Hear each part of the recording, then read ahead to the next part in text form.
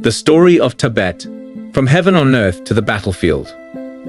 Tibet, also known as Roof of the World, is the highest and most difficult region in the world, with an average height of 14,370 feet above sea level.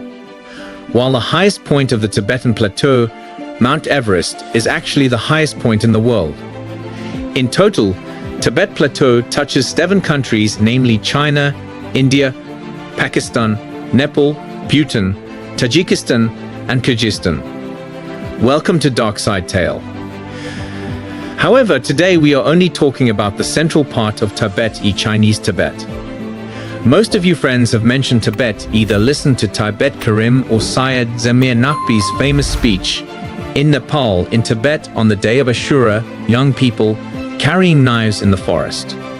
I must have heard. Therefore, let me first give you a brief introduction and history of Tibet. Introduction.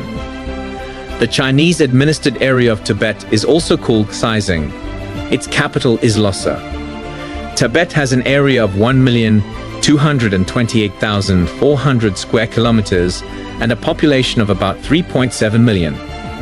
In terms of nationality, Tibetan, Han, Hui, and Monpa people live in Tibet. The language here is Tibetan and Chinese. Religionally, 78% of the population of Tibet belongs to Buddhism, while 22% of the population adhere to local tribal beliefs. Chinese includes followers of traditional religions, Islam and Christianity. Tibet is a high mountain region that occurs between the Himalayas.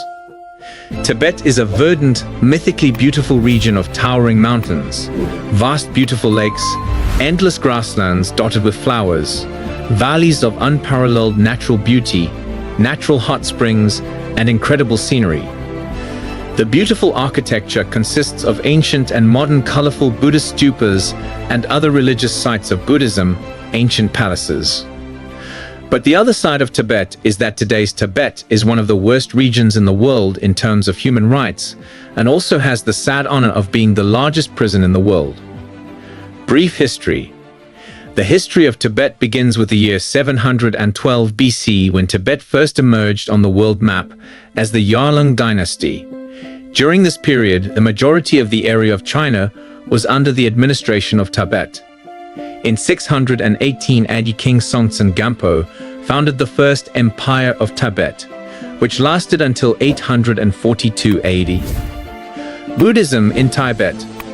Before the arrival of Buddhism in Tibet, the religion here consisted of traditional Chinese religions such as Bolan, shamanism, and animism.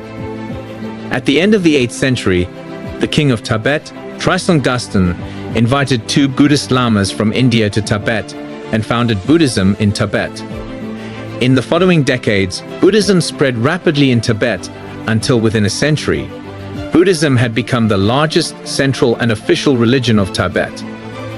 The holiest religious leader in Buddhism is called the Dalai Lama, meaning the ocean of knowledge. The first Dalai Lama of Tibet was Jaden Drupa, who was born in 1391 and author of the famous Buddhist book, The Light of the Path to Nirvana.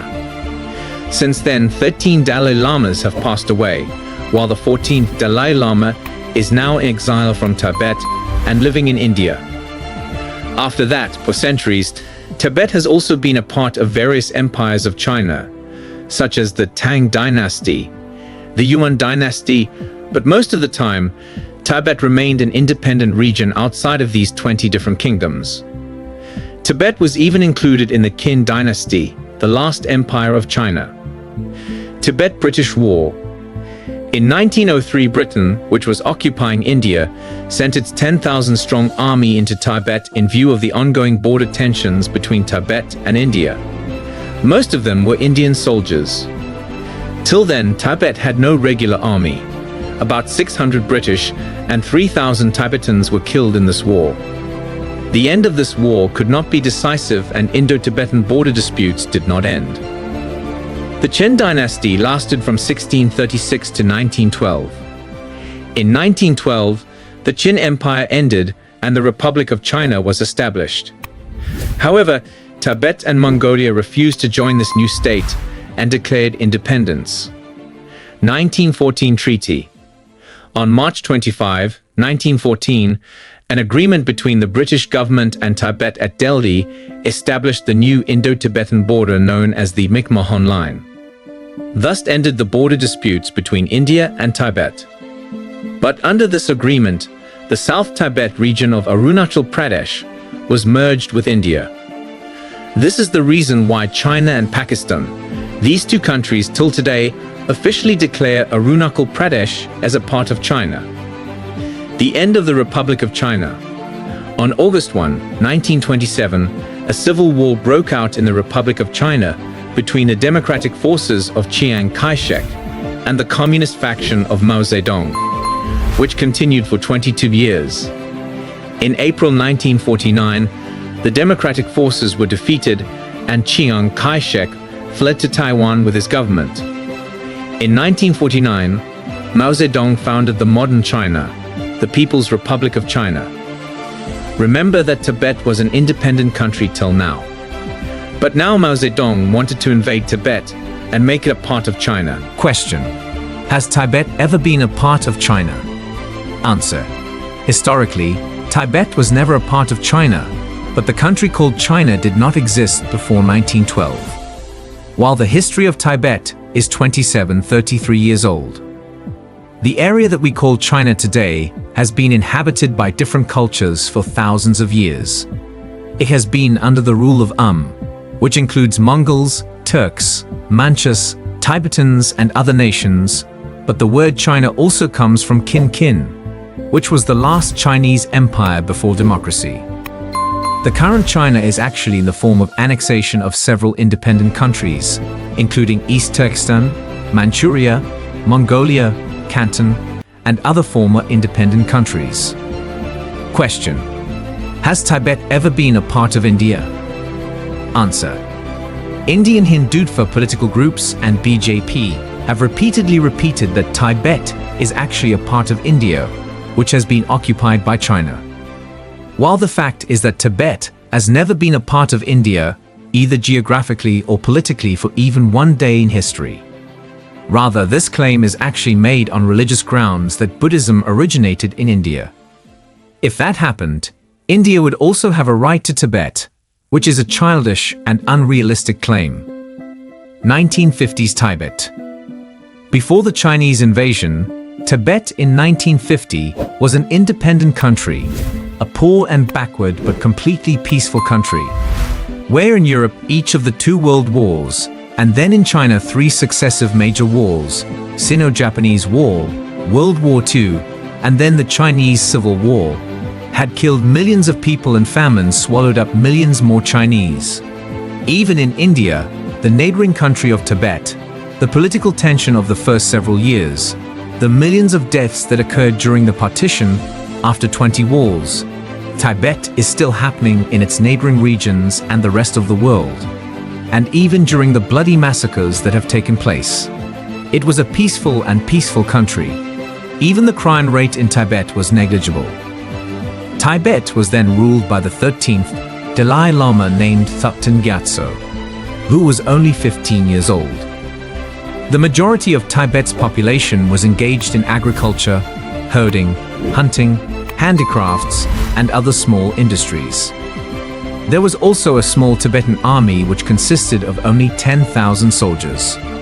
Although Tibet was a peaceful state during this period, at least 50% of the population of Tibet was below the poverty line, and the 12 influential and wealthy families of Tibet worked as dependents, farming and herding. Used to do as if the biggest problem in Tibet was poverty.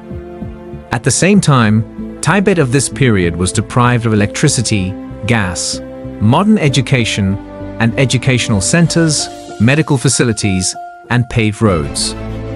China's invasion of Tibet. As early as 1950, Mao Zedong issued a message to the Tibetan people to get rid of their religious rulers and annex Tibet to China. But China was facing a huge obstacle to attack Tibet, and that is that the Chinese areas adjacent to Tibet also lacked paved roads and regular routes for thousands of kilometers. As if for the Chinese army to reach the border of Tibet, The first task was to build roads for hundreds of kilometers, to break the mountains and make roads, to build passes and tunnels, and to build bridges over rivers and streams. So hundreds of engineers and lakhs of workers were put into this work. Even the Chinese army managed to cross the Mekong River in October 1950 and reach the Chamdo region of Tibet after several months of struggle.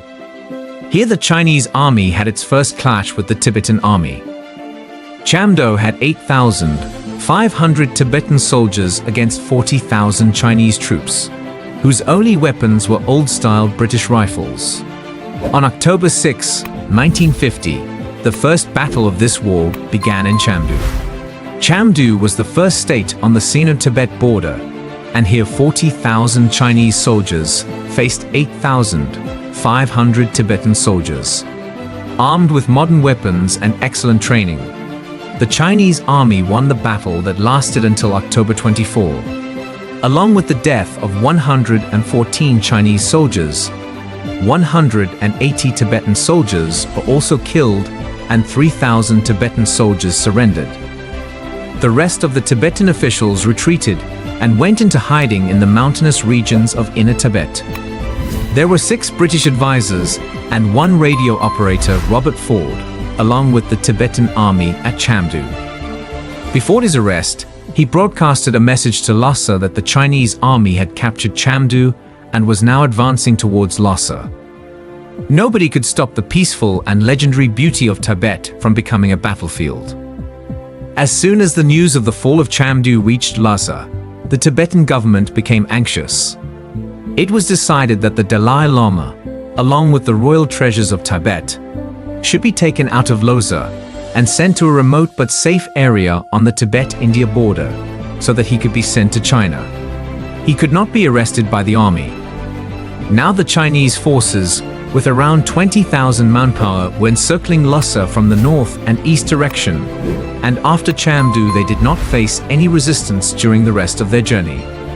On October 24, Chinese forces entered Lhasa, and the Tibetan government was overthrown.